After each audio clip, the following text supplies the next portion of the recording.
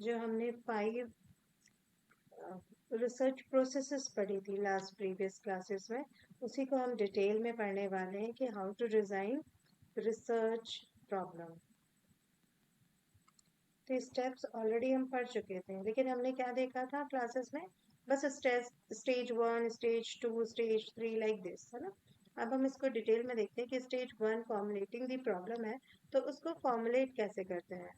बार बार आपको असाइनमेंट भी दे दिया, टॉपिक दीजिए और फॉर्मुलेट करिए। कुछ लोगों को दिक्कत जा रही है उसमें फॉर्मुलेशन में, तो इसको डिटेल में देखते हैं कि how to formulate the research methodology. नहीं होगा यहाँ पे, प्रॉब्लम्स होगा। जस्ट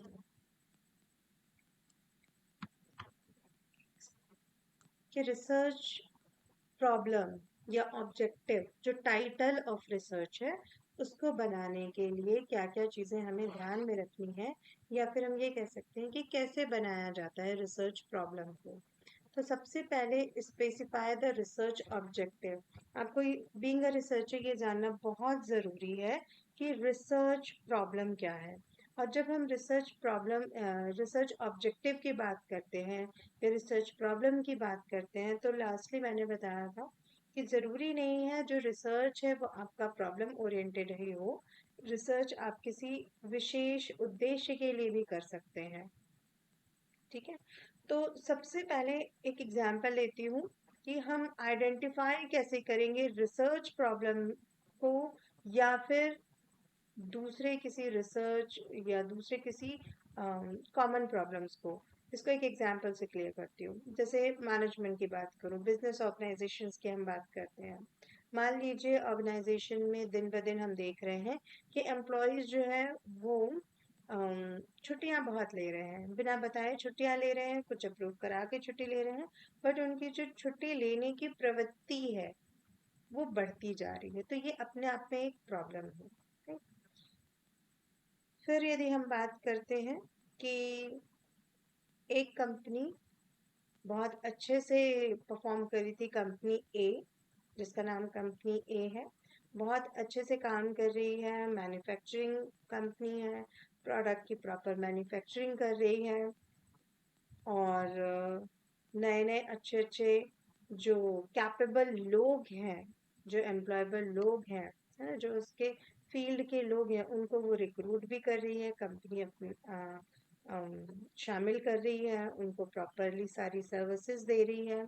लेकिन सडनली जो ओनर ऑफ द कंपनी है वो, उनकी डेथ हो जाती है, ठीक है। अब उनके जो बेटे हैं, है ना, ये एक एग्जाम्पल बस है, मैं टेक्निकली नहीं जा रही हूँ कि कंपनी में ऐसा नहीं होता कि बोर्ड ऑफ डायरेक्टर्स होते हैं, वो डिसाइड करते हैं, उतना टेक्निकल बात नहीं कर रही हूँ। जस्ट एक प्रॉब्लम को समझने की हम कोशिश कर रहे हैं कि मान लीजिए एक जो कंपनी के ओनर है, बहुत अच्छे से कंपनी रन कर रहे हैं, कि डेथ हो जाती है, उस जगह पे अब उनके जो बेटे हैं वो कंपनी को संभाल रहे हैं, ठीक। धीरे धीरे कंपनी की जो परफॉर्मेंस है, कंपनी का जो प्रोडक्टिविटी है, जिसको हम एक आम भाषा में लाभ बोलते हैं, लाभ, और दूसरी जगह उसका रिवर्स है हानि। तो लाभ कम होते चले गए कंपनी के और हानि बढ़ती चली गई। ये 2 एग्जाम्पल मैंने आपके सामने रखे। तो सभी को पता है दूसरे एग्जाम्पल में यदि मैं आपसे पूछूं कि रीजन क्या है, क्या रीजन है जो कंपनी के प्रॉफिट्स अचानक से डाउन होने लगे, जबकि वही कंपनी है, एम्प्लॉयज वही हैं, कैपेबल एम्प्लॉयज हैं, जो जिस स्किल्स के महारत हासिल थे हैं जिनको, उनको ही अपॉइंट किया गया है, सारी चीजें वैसी हैं, बस एक चीज चेंज हुई, उसके मालिक की, जो सारी चीजों को मैनेज करते थे। तो इन 2 सिचुएशंस में, और दूसरी मैंने सिचुएशन बोली कि एम्प्लॉय अचानक से उनमें छुट्टी लेने की जो नेचर है, टेंडेंसी है, प्रवृत्ति है, वो बढ़ गई है। इन दोनों एग्जाम्पल्स का जब हम कंपैरिजन करते हैं तो ये पाते हैं कि पहला एग्जाम्पल जिसमें एम्प्लॉयज छुट्टी लेने लगे हैं, अचानक कुछ बता के ले रहे हैं और उनसे कहीं ज्यादा कुछ बिना बताए ले रहे हैं, तो ये आपका एक रिसर्च ओरिएंटेड प्रॉब्लम है। क्यों? क्योंकि इसमें आपको कारणों को ढूंढना है कि क्या कारण है जो कंपनी के एम्प्लॉय सडनली उनकी ये टेंडेंसी हो गई है बिना बताए छुट्टी लेना है। अब इसके इफेक्ट्स देखिए क्या हो रहे हैं। जो काम है पहला, वो टाइम से पूरा नहीं हो रहा है। दूसरा, हर एक एम्प्लॉय एक दूसरे से जुड़ा हुआ है ना, उनके काम जुड़े हुए हैं। तो जब एक छुट्टी पे ले रहा है, उसके कारण साइन नहीं हो पा रहे हैं, दूसरे डिपार्टमेंट का काम इफेक्ट हो रहा है। तीसरा, जो कंपनी की प्रोडक्टिविटी है, अब एम्प्लॉय ही नहीं है, तो आज का काम वो कब करेगा? कल। कल वो आ गया लेकिन उसका सबऑर्डिनेट नहीं आया, तो वो काम कब होगा? परसों। तो कंपनी का जो डेली रूटीन का काम है वो इफेक्ट हो रहा है। कितने सारे इफेक्ट्स हो रहे हैं इस एक छोटे से बिहेवियर के कारण। तो ये जो एग्जाम्पल है वो आपका रिसर्च ओरिएंटेड प्रॉब्लम कहलाएगा। और इस पर्टिकुलर कारण को ढूंढने के लिए रिसर्च प्रोसेस करनी पड़ेगी, रिसर्च कंडक्ट करना पड़ेगा।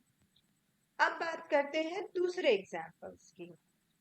दूसरा एग्जाम्पल जिसमें इस कंपनी के सारे लोगों को पता है कि काम क्यों नहीं हो पा रहा है, क्योंकि मैनेज प्रॉपरली नहीं हो रहा है।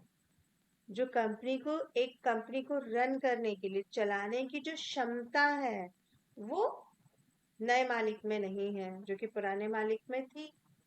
ये जो प्रॉब्लम है, इसमें हमें कारण पता है ऑलरेडी। कारण है ना कि इनएफिशिएंसी है, काम कराने की क्षमता नहीं है। अब इसको आप चाहे नॉलेज की कमी बोल लीजिए, चाहे अनुभव की कमी बोल लीजिए, लेकिन ऑलरेडी रीजन सबको पता है, राइट?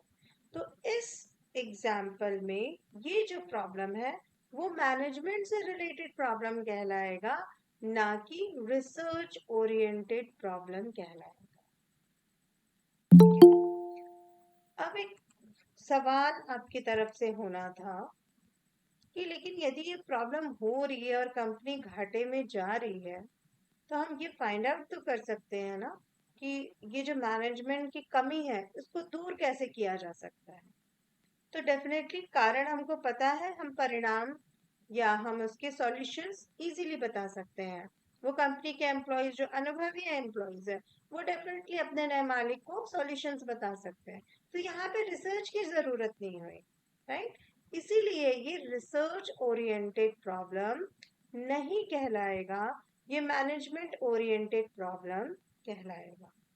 तो आपको इनिशियली जो अभी असाइनमेंट, सेकेंड असाइनमेंट दिया हुआ है कि 3 टॉपिक देने हैं, वही जब आप एक डीप थॉट प्रोसेस करेंगे तो आपको समझ में आएगा कि जो सब्जेक्ट है आपका वो, और जो रिसर्च प्रॉब्लम है वो दोनों ही अलग अलग चीजें होती हैं।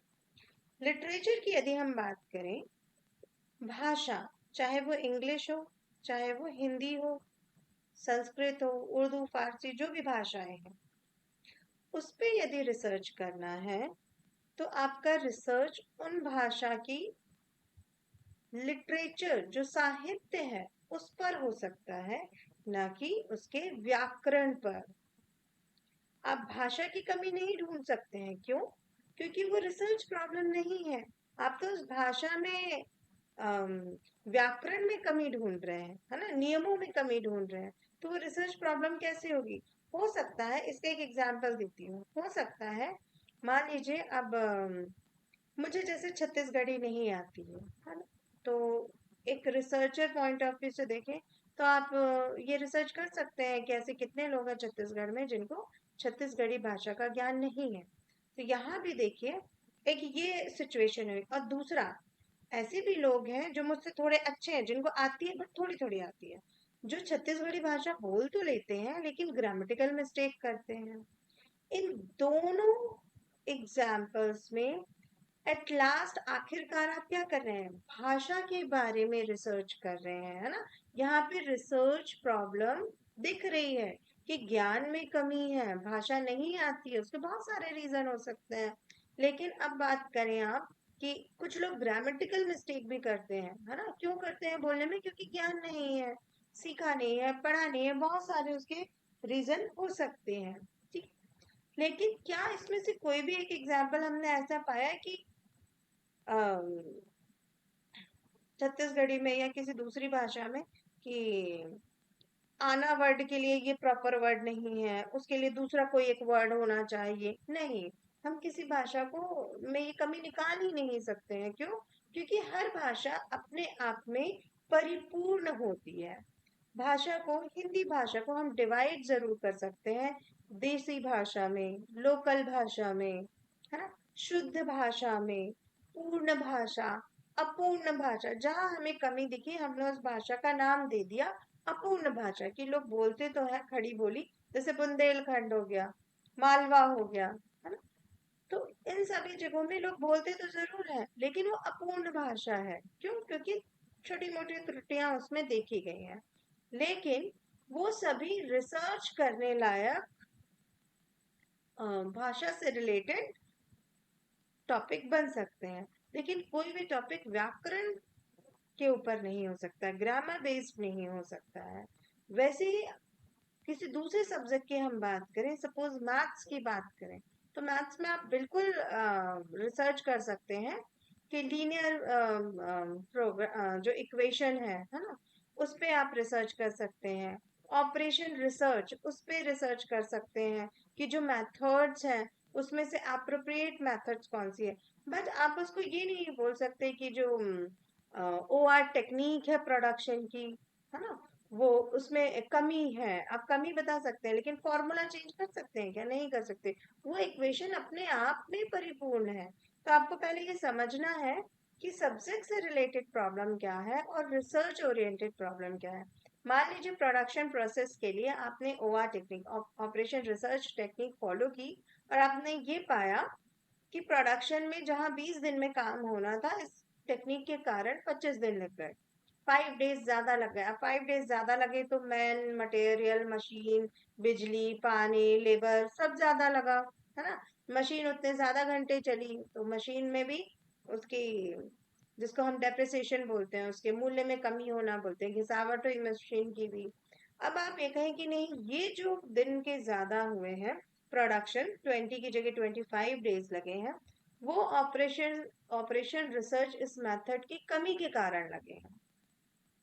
मतलब यहाँ आपके एक, आपके मतलब उस कैंडिडेट के ज्ञान में कमी है कि आप उस मेथड की कमी ढूंढ रहे हैं। आपको क्या रिसर्च करना चाहिए कि क्या कारण है कि 20 डेज की जगह 25 डेज लगे इस पर्टिकुलर मेथड के। तो उसके बहुत सारे फैक्टर्स हैं कि आपने पाथ कैलकुलेशन गलत किया होगा, या सॉरी, नंबर ऑफ एम्प्लॉयज जितने रिक्वायर्ड है, वर्कर्स जितने लगने थे उससे कहीं कम नंबर ऑफ वर्कर्स यूज किए होंगे, है ना। मशीन की जो क्वालिटी है, जो प्रोडक्शन कैपेसिटी है, वो जितनी हमने अज्यूम की थी उतनी नहीं होगी, उससे कम निकली। ऐसे बहुत सारे कारण हो सकते हैं। तो ये रिसर्च का टॉपिक हो सकता है। लेकिन आई होप कि आपको क्लियर हो गया होगा इतने एग्जाम्पल से कि सब्जेक्ट क्या है, सब्जेक्ट में प्रॉब्लम होना, उसमें कमी देखना, और रिसर्च की पॉइंट ऑफ व्यू से कमी देखना, दोनों में बहुत अंतर है।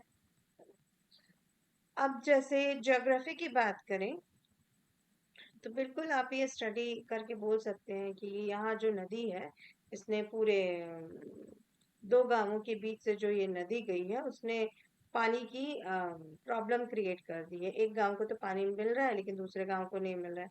तो वहां पे क्या ज्योग्राफी एरिया में गड़बड़ है?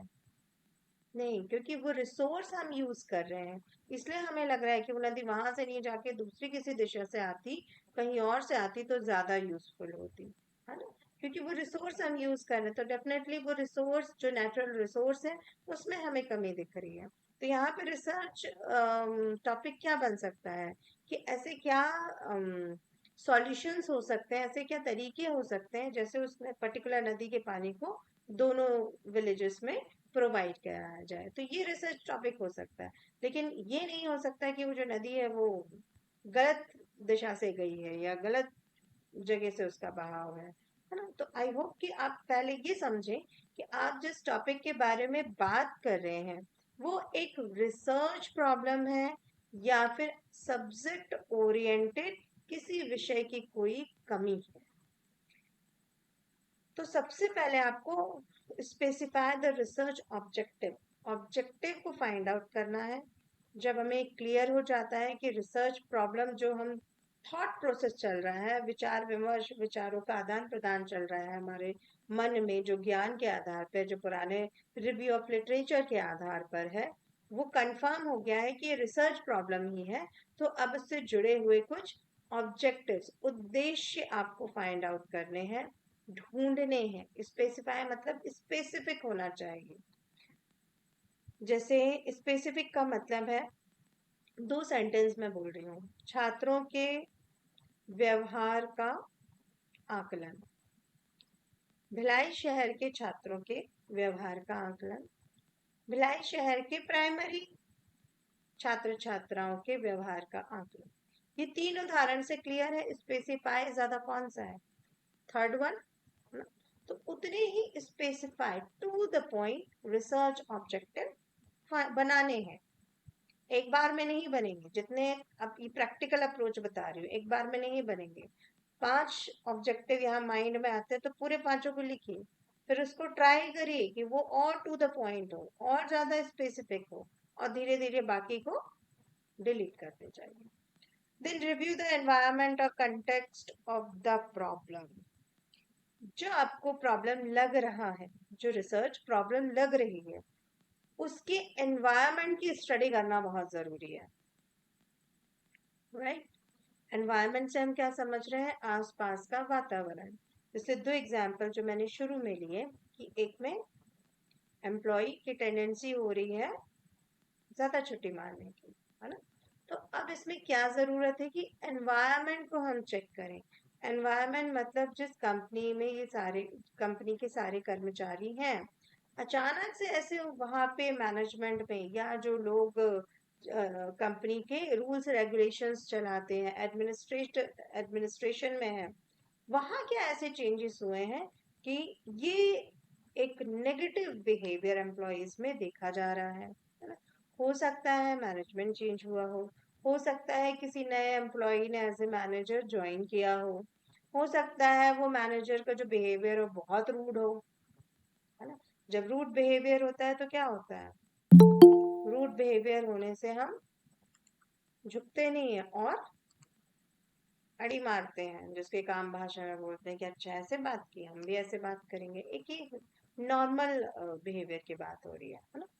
हो सकता है कि वो एम्प्लॉय जो मैनेजर है, वो उसके घर में कोई प्रॉब्लम चल रही हो, बहुत ज्यादा परेशान हो, उसके साथ कुछ ऐसे लाइफ में इंसिडेंट्स हो गए हो कि वो ऑफिशियल चीज है, अपने जॉब में बहुत अच्छा परफॉर्म नहीं कर पा रहा है, इसलिए उसके नीचे के जो कर्मचारी हैं वो बात नहीं सुन रहे हैं, उसकी कंट्रोलिंग खत्म होगी, तो कुछ भी रीजन हो सकते हैं। ये सारे पॉइंट्स आएंगे कहाँ से? जब हम रिसर्च प्रॉब्लम जो हमने डिसाइड किया है, उसके उससे रिलेटेड सराउंडिंग, उससे रिलेटेड एनवायरनमेंट को स्टडी करेंगे। इसलिए कॉन्टेक्स्ट लिखा हुआ है कि कॉन्टेक्स्ट ऑफ द प्रॉब्लम, उस समस्या के संदर्भ में आसपास के वातावरण को देखना। रिव्यू मतलब देखना, समझना, ठीक। Then explore the nature of the problem. अब यदि कोई नेचर ऑफ द प्रॉब्लम का मतलब है, यदि कोई वेरिएबल ऐसा है जिसका काम ही है, जिसके कारण कुछ कमियां उत्पन्न हो जाती हैं या प्रॉब्लम्स आ जाती है। जैसे मान लीजिए पेट्रोल पंप का मेरा बिजनेस है, मैंने टैंक फुल करवाया पेट्रोल का, है ना? बहुत ज्यादा गर्मी पड़ी और वो सूख गया। तो क्या इस प्रॉब्लम को मैं रोक सकती हूँ? खत्म नहीं कर सकती जड़ से। हो सकता है कुछ हद तक टेम्परेचर डाउन करके पेट्रोल को उड़ने से रोक लूं, लेकिन क्या ये प्रॉब्लम जीरो हो सकती है? नहीं हो सकती। इसी तरह और भी जो प्रॉब्लम्स हैं जिनका जाने अनजाने, है ना, अनकंट्रोलेबल होते हैं, अनियंत्रित होते हैं, वैसे प्रॉब्लम्स को पहचानना, कि जो आपने प्रॉब्लम्स को आइडेंटिफाई किया है वो कहीं ऐसा प्रॉब्लम तो नहीं है जो कि इस समस्या का हल मिल ही नहीं सकता है ना? ऐसे बहुत सारे एग्जाम्पल्स हैं जिसमें हमें समझ में ही आता है, हम हार मान लेते हैं कि नहीं भाई इस एम्प्लॉय से तो काम कराया ही नहीं जा सकता है। क्यों? क्योंकि साम दाम दंड भेद हर चीज उस एम्प्लॉय के सामने कम पड़ जानी है, तो हम बाद में क्या करते हैं? बचते हैं। तो वैसे ही यदि रिसर्च प्रॉब्लम में कुछ ऐसे रिसर्च प्रॉब्लम आपने as a objective, as a title चयन कर लिए हैं जो कि अनियंत्रित स्वभाव के हैं, तो उसको चेंज करेंगे, उनकी जगह नए रिसर्च प्रॉब्लम या ऑब्जेक्टिव्स को बनाएंगे। Then define variables relationship. तो सबसे पहले आपको ये पता होना चाहिए कि कितने वेरिएबल्स इसमें इन्वॉल्व हैं इस रिसर्च प्रॉब्लम में। इसको सामान्य भाषा में हम फैक्टर्स बोल सकते हैं, कारक तत्व हिंदी में। कौन कौन से ऐसे कारक तत्व हैं जो इस रिसर्च प्रॉब्लम के आसपास अवेलेबल हैं, विद्यमान है ना। तो सबसे पहले आपको वेरिएबल्स पता करने के लिए ये जानना है कि नंबर ऑफ वेरिएबल्स कितने हैं, 1 2 3 4 5 6 कितने वेरिएबल्स हैं, उनका क्या असर हो रहा है इस रिसर्च प्रॉब्लम में। ये जो प्रॉब्लम आ रही है उससे वो कितने रिलेटेड है, डायरेक्टली रिलेटेड है, बहुत ज्यादा रिलेटेड है, कम रिलेटेड है। उसके बाद डिग्री ऑफ जो कंट्रोल है उसको डिसाइड करना है कि ऐसा तो नहीं ये वेरिएबल उस नेचर ऑफ प्रॉब्लम के जैसे हैं जो अनियंत्रित है, जिनको हम कुछ नहीं कर सकते हैं। लाइक मान लीजिए जो पेट्रोल पंप का टैंक है वो यदि राजस्थान में है ना, तो मैं कितना भी उसको हम मिलके टेम्परेचर डाउन करें, वहाँ का एनवायरनमेंट, लोकल एनवायरनमेंट इतना हीट होता है कि कुछ ना वो ऑटोमेटिकली ही पेट्रोल जो है क्वांटिटी उसकी कम हो जाएगी। लेकिन यही जो वाटर टैंक है हमारा कहाँ है, जम्मू एंड कश्मीर में, तो डेफिनेटली हमें ये वाली प्रॉब्लम फेस नहीं करनी पड़ेगी। दूसरी प्रॉब्लम जरूर होगी, जब टैंकर को खाली करते हैं उसमें टेम्परेचर का बहुत ज़्यादा रोल होता है। तो ये डिपेंड करता है प्लेस टू प्लेस, है ना। तो सबसे पहले आपको ये देखना है कि वो पर्टिकुलर वेरिएबल कंट्रोलेबल है या नहीं, और है तो कितना है। डिग्री इसीलिए यूज की गई है, कितना, हाउ मच, कितना आप उसको कंट्रोल कर सकते हैं। फिर उस पर्टिकुलर वेरिएबल के फंक्शंस क्या है। फंक्शंस मतलब वो वेरिएबल इन रिसर्च प्रॉब्लम में क्या भूमिका निभाता है। सबसे मेन भूमिका निभा रहा है, कोर प्रॉब्लम है, कोर वेरिएबल है, या थोड़ा बहुत असर डाल रहा है, उसकी जो डिग्री है इफेक्ट करने की वो कम है, ये पता करना है। देन उसके बाद आता है the consequences of alternative course of action. ऐसे बहुत सारे अदर वेरिएबल्स हैं, उनकी स्टडी करना, है ना, कि उनके ऑल्टरनेटिव्स क्या है।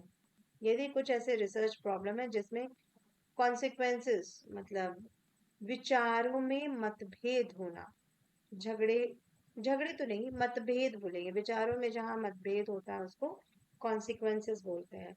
तो ऐसे वेरिएबल्स के अल्टरनेटिव्स देखना कि क्या अल्टरनेटिव्स, ऑल्टर अल्टरनेटिव्स इन वेरिएबल्स के विकल्प मौजूद हैं, और यदि हैं तो उनको कैसे अपने रिसर्च स्टडी में शामिल किया जा सकता है, उसको फाइंड आउट करना।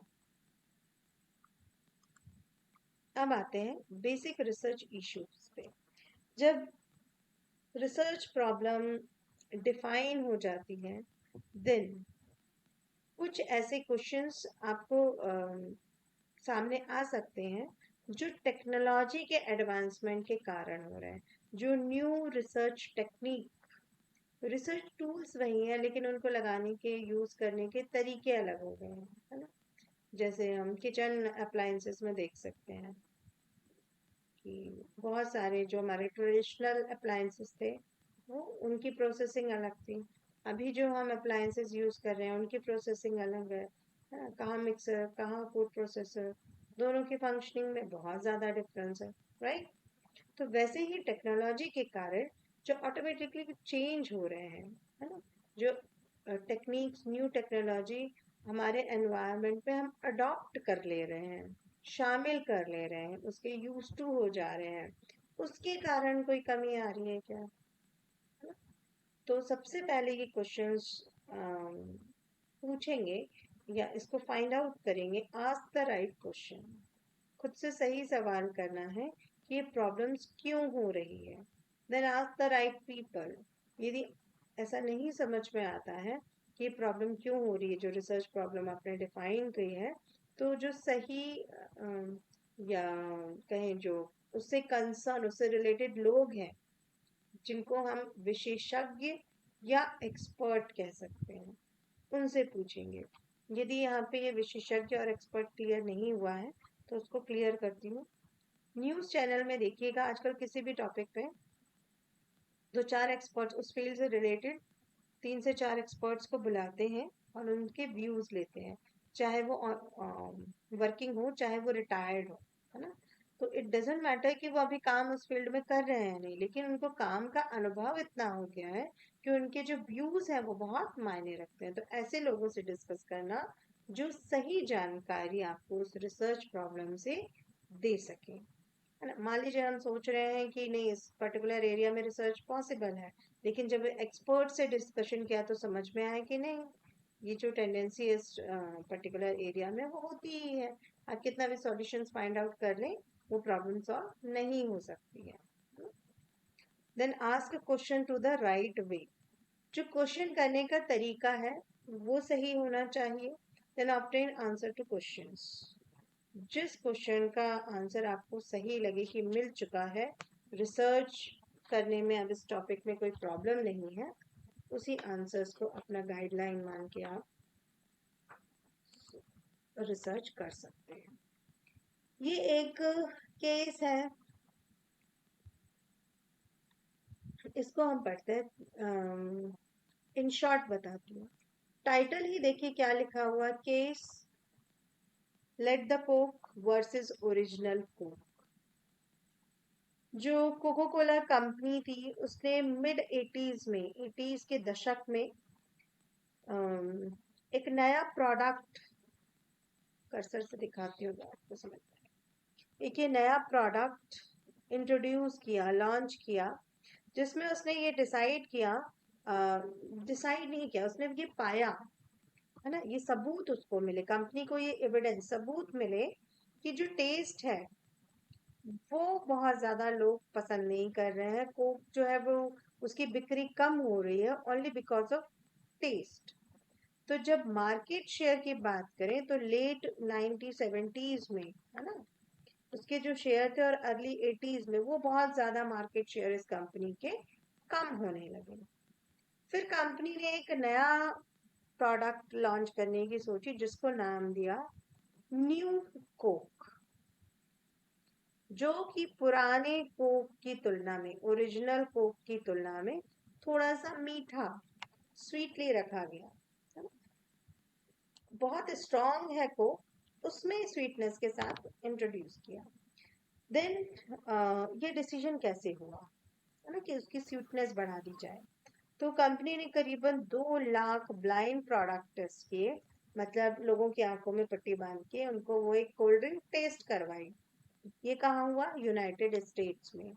और उसमें से one half of the participants, इनके आधे मतलब लाख भर लोगों ने कहा कि जो न्यू कोक है वो ज्यादा अच्छी है ना। और कंपनी ने डिसाइड किया कि जो न्यू प्रोडक्ट जो है उसको अब वो इंट्रोड्यूस करेंगे। जो ओरिजिनल फॉर्मूला था उसको उन्होंने वापस ले लिया, मतलब न्यू कोक का फॉर्मूला उन्होंने वापस ले लिया। और उस कॉन्सेप्ट को कैसे फॉलो किया, जो उनकी ओरिजिनल फॉर्मूला थी, ये ओरिजिनल फॉर्मूला कोक थी, है ना, जो उसी का नाम कोक क्लासिक करके ये 2 प्रोडक्ट मार्केट में लॉन्च कर दिए। एक ये ओरिजिनल फॉर्मूला कोक, दूसरा कोक क्लासिक। ठीक। अल्टीमेटली क्या हुआ, जो न्यू कोक है उसको मार्केट से उन्होंने वापस ले लिया था, ये न्यू कोक। जबकि टेस्ट जो करवाया वो थोड़ा स्वीटनेस के साथ करवाया, लेकिन ओरिजिनल जो उनका पुराना प्रोडक्ट था उसको उन्होंने मार्केट में बनाए रखा। अब सवाल आता है, तो इसमें गलत क्या था, क्या ऐसा गलत हुआ जो कंपनी को न्यू कोक जो है वो वापस लेना पड़ा। केस समझ में आया। एक कोक था, कंपनी ने सर्वे किया 2 लाख लोगों के ऊपर, एक उस पुराने कोक से थोड़ा स्वीट टेस्ट बदलकर कोल्ड ड्रिंक टेस्ट करवाई जो लोगों को ज्यादा पसंद आई, और कंपनी ने क्या किया, पुराने कोक के साथ ही एक कोक क्लासिक करके दोनों प्रोडक्ट लॉन्च कर दिए। और कंपनी को बाद में रियलाइज हुआ कि जो न्यू कोक था, जो कोक क्लासिक के नाम से इंट्रोड्यूस किया था, उसको कंपनी को वापस लेना पड़ा। अब बात आती है कि इतना सर्वे किया लेकिन फिर भी वापस लेना पड़ा। तो इसके कुछ दो कारण हो सकते हैं। पहला, कि जो मार्केट रिसर्च कंडक्ट हुआ था वो पर्टिकुलर एक स्पेसिफिक एरिया में हुआ हो, पूरे यूएस में नहीं, है ना। 2 लाख लोग कोई बहुत बड़ी बात नहीं है। एक एक सिटी की पॉपुलेशन कितनी होती है, बहुत ज्यादा। तो वो जो एरिया है वो कम रहा हो। प्लस कंपनी ने सोचा होगा कि जो कंज्यूमर जो कंज्यूम कर रहे हैं, है ना, वो उसके टेस्ट के कारण कम हो रहे हैं। कोक की जो सेल है वो कम हो रही है, ये बताया ना कि 70s में यहाँ उसकी जो कोक की डिक्लाइन हो रहा था, मार्केट शेयर कम हो रहे थे। तो ये अज्यूम कर लिया गया कि इसके टेस्ट के कारण ही लोग इसको एक्सेप्ट नहीं कर रहे हैं, राइट। फिर जो चीजें सामने आई, ये दोनों चीजों के आधार पर ये निष्कर्ष एक्सपर्ट्स ने निकाला कि जरूरी नहीं है कि कंज्यूमर केवल टेस्ट ओरिएंटेड ही होता है। मतलब आपने बहुत अच्छा टेस्ट दिया तो ही पसंद आ रहा है, या लगातार आप बहुत अपने प्रोडक्ट्स में चेंजेस करते जा रहे हैं तो ही कंज्यूमर आपसे से बंधा रहेगा, नहीं। जो कंज्यूमर्स है वो इमोशनली भी आपके पुराने प्रोडक्ट से बंधा रहता है, जिसको ही कस्टमर वैल्यू बोलते हैं, है ना। उसकी रॉयल कस्टमर्स बोलते हैं, जो आपके कंपनी के लिए बहुत लॉयल है। लॉयल कस्टमर वो होते हैं जो कंपनी में कितना भी बड़ा चेंज हो जाए, वो उस कंपनी को, उस कंपनी के प्रोडक्ट्स को, उसकी सर्विसेज को छोड़ते नहीं हैं। तो ये पाया गया कि जो कस्टमर्स हैं वो इमोशनली इन्वॉल्व थे, इसलिए उन्होंने ओरिजिनल कोक को ही अपनाया और नए कोक को अपनाने से मना कर दिया।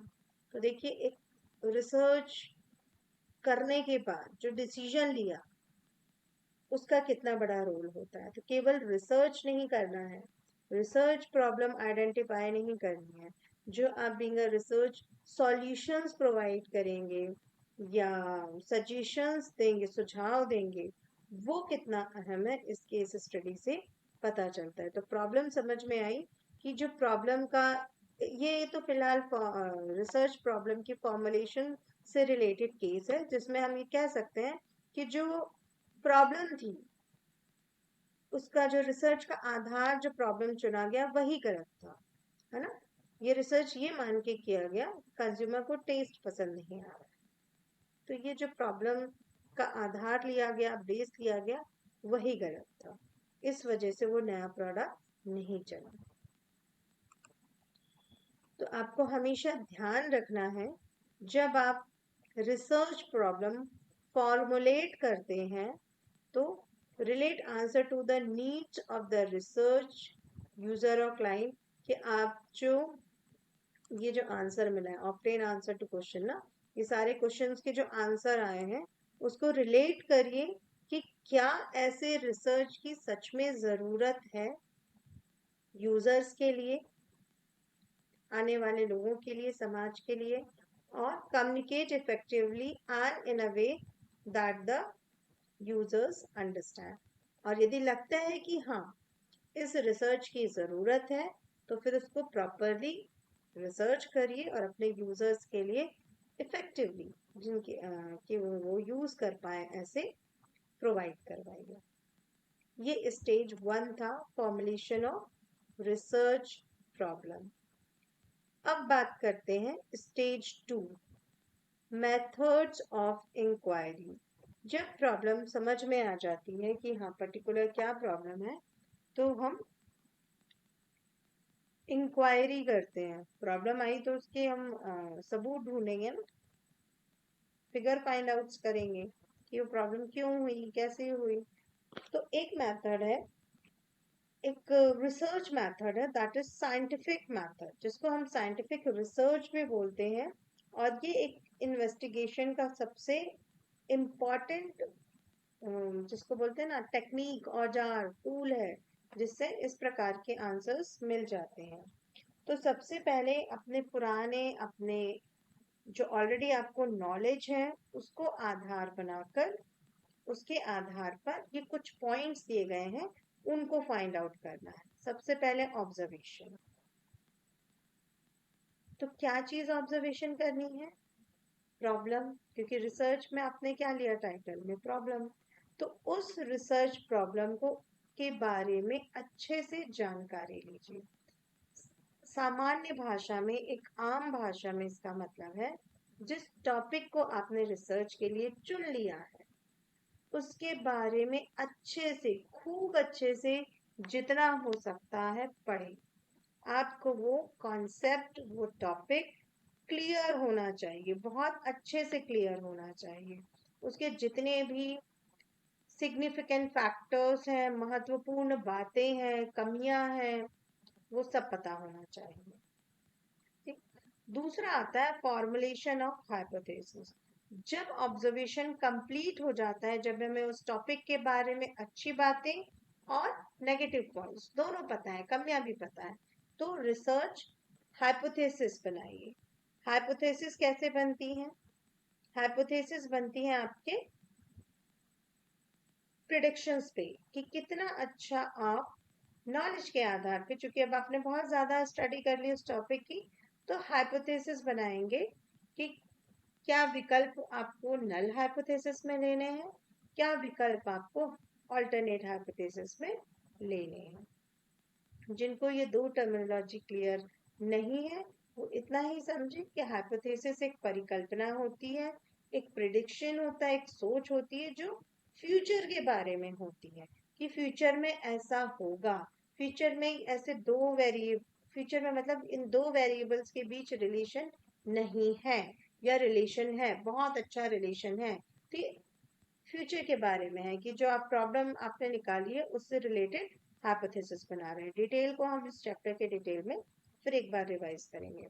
जब हाइपोथेसिस बन जाती है तो प्रिडिक्शन ऑफ द फ्यूचर, तो आप फ्यूचर में क्या प्रिडिक्ट कर सकते हैं कि इसके कहाँ कहाँ इम्प्लीकेशंस हो सकते हैं इस पर्टिकुलर रिसर्च के। यदि आपने जो सोचा है वैसे सॉल्यूशंस मिल जाते हैं, वही आपके रिसर्च के स्कोप बनते हैं। Then test the hypothesis. जब हाइपोथेसिस बन गए, प्रेडिक्शंस बना लिए, इसको पता है, हाइपोथेसिस को टेस्ट कर लीजिए। हाइपोथेसिस टेस्टिंग मतलब वहां पे आपने क्या किया? स्टैटिस्टिकल टूल लगाए और टॉपिक को जस्टिफाई किया, हाइपोथेसिस को एक्सेप्ट या रिजेक्ट किया। राइट। स्टेज 3 है रिसर्च मेथड। ऑलरेडी हम ये काफी बार पढ़ चुके हैं, तो यहाँ पे ये सारे टॉपिक्स के केवल पॉइंट लिखे हुए हैं। रिसर्च मेथड्स, मेथड्स क्या अप्लाई होगी, है ना।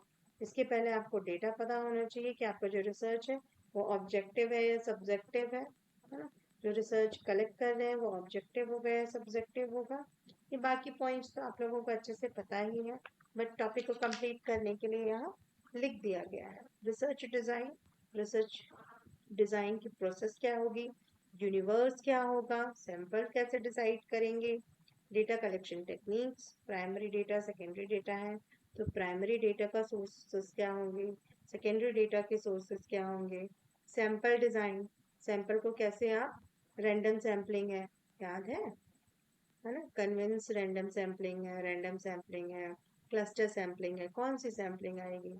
Then data collection, finally method यहाँ हमको पता है, डेटा कलेक्ट कर लिया, जब कलेक्ट कर लिया एनालिसिस कर लिया, एनालिसिस हो गई, रिपोर्ट बन गया। कुछ ऐसे पॉइंट्स मुझे लग रहा था कि